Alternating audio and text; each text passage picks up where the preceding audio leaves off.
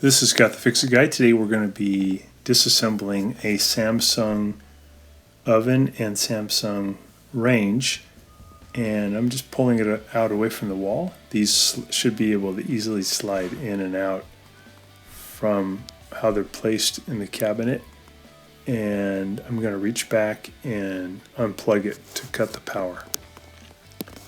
May be good also to turn off the gas during the disassembly. There's a little gas valve back there. And we're now removing the back panel from the oven compartment so we can reach some of the components. So we have a couple of Phillips head screws here on the central compartment, and underneath there is the motor for the convection fan. So if you ever have to change that motor or clean it or check it, it's just easy to do because it's just sitting right behind this little panel. So there's our fan motor.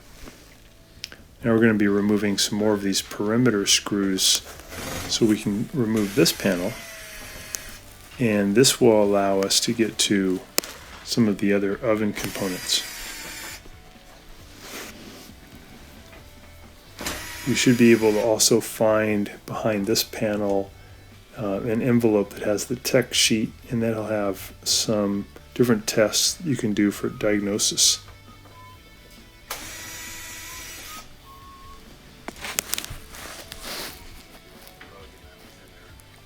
Oh, that's okay.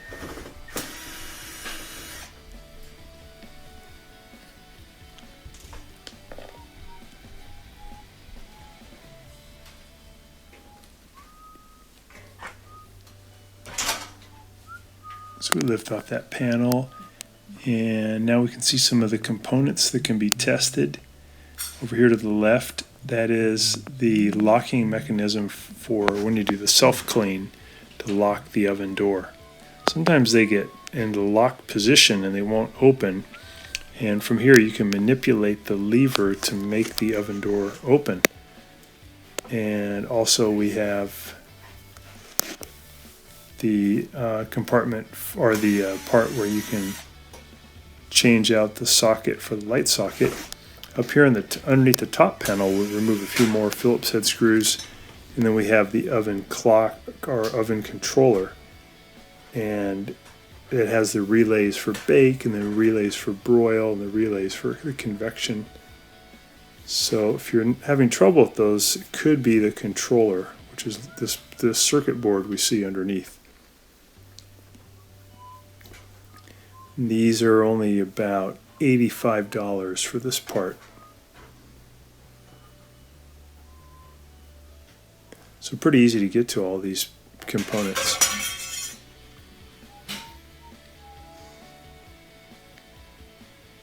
I think this is where the tech sheet is in the upper compartment.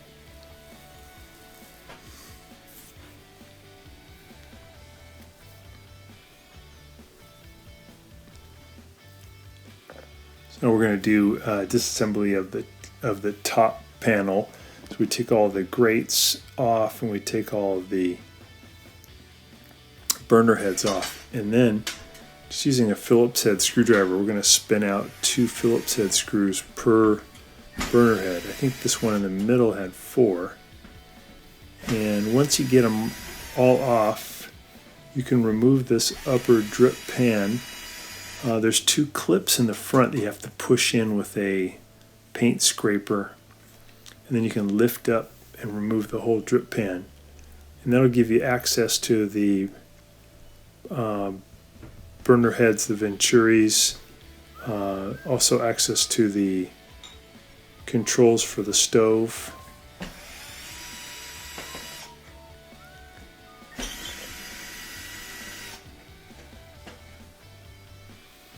And the stove igniters.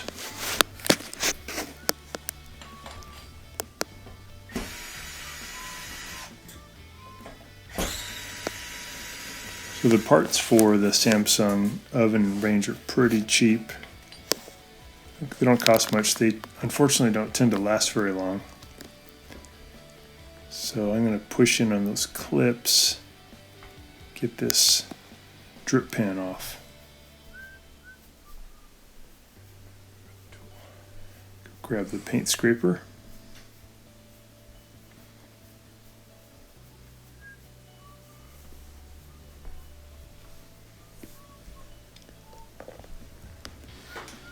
So you'll be able to feel where that clip is, and then just push in and lift up on the drip pan.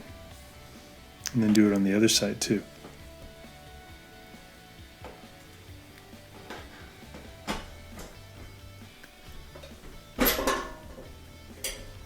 There we go. And lift that off.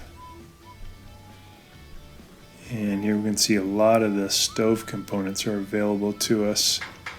Pretty easy to get to.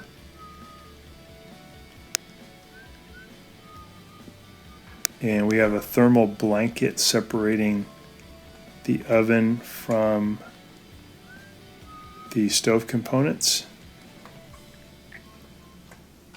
In the back we have some ducting that brings some of the hot air out to the back of the oven.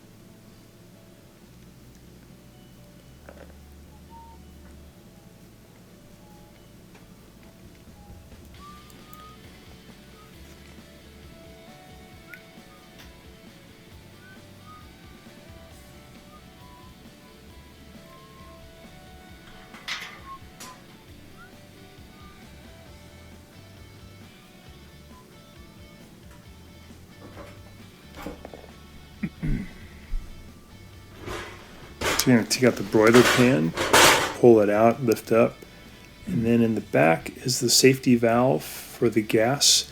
If you're not getting any gas coming out of your oven or broiler, it could be a little switch on your gas regulator, which is the one to the left, and you just got to make sure you pull that thing out towards you to open it up. It's not a electrical switch, but it's a mechanical switch. And if it's straight, it's in line, it's letting gas flow. If it's turned at a right angle, it's preventing the gas flow. This is the model number. You may need to order parts. It's located on the frame behind the broiler pan.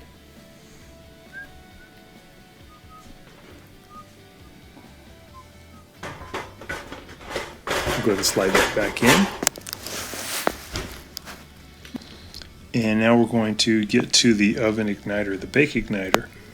So we'll pull back on these two catches on the oven hinge, and then we're going to push the door in, and that'll start to release the hinge, and we're going to push in and lift up. And then use your legs maybe to help you. It's kind of heavy. Just get that off to the side. Makes it really easy to clean the oven or to put in a new bake igniter or a new broiler igniter. If you're not getting a bake function, it's usually due to a failed igniter. So we're taking out these racks, and then we have this little piece here we just lift right off, and there's two Phillips head screws in the back we have to remove so we can get off the bottom panel.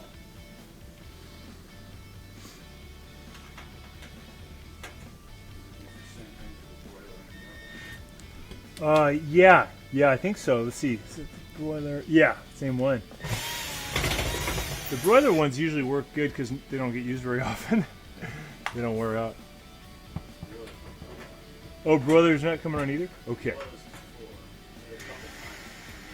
Okay. You think the self-clean feature was ever used? There we go. We're going to lift up the panel. Those are really bad for ovens. The back by about 45 degrees. So hot, you end up damaging pull stuff. It out. And then we have a heat diffuser, which kind of makes the heat from the flame spread out more. We're going to remove that by pulling two Phillips head screws in the front. We're going to lift that thing up 45 degrees and pull it out. And then we have the Venturi tube right in front of us and the igniter. It's really easy to get to. So thanks so much for watching, and please subscribe when you get a chance.